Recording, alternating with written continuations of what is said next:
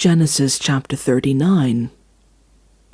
Now Joseph had been taken down to Egypt. Potiphar, the Egyptian who was one of Pharaoh's officials, the captain of the guard, bought him from the Ishmaelites who had taken him there. The Lord was with Joseph, so that he prospered, and he lived in the house of his Egyptian master.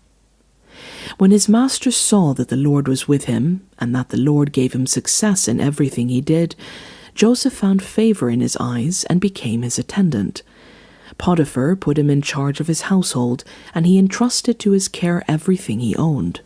From the time he put him in charge of his household and of all he owned, the Lord blessed the household of the Egyptian because of Joseph.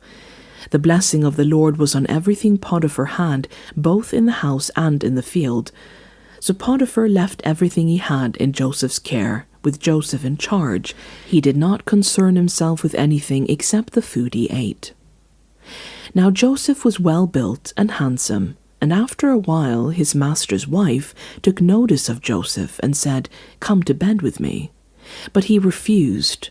With me in charge, he told her, "My master does not concern himself with anything in the house. Everything he owns he has entrusted to my care. No one is greater in this house than I am. My master has withheld nothing from me except you, because you are his wife. How then can I do such a wicked thing and sin against God?" And though she spoke to Joseph day after day, he refused to go to bed with her and even be with her.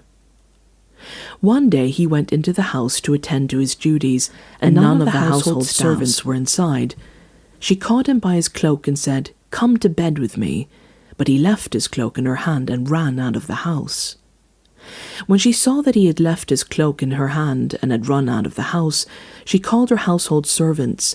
"Look," she said to them, "this Hebrew has been brought to us to make sport of us. He came in here to sleep with me, but I screamed. When he heard me scream for help, he left his cloak beside me and ran out of the house." She kept his cloak beside her until her master came home. Then she told him this story. "That Hebrew slave you brought us came to me to make sport of me, but as soon as I screamed for help, he left his cloak beside me and ran out of the house." When his master heard the story his wife told him, saying, "This is how your slave treated me," he burned with anger.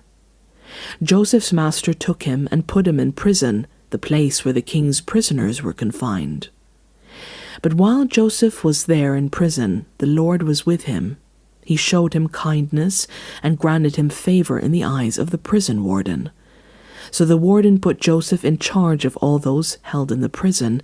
He was made responsible for all that was done there.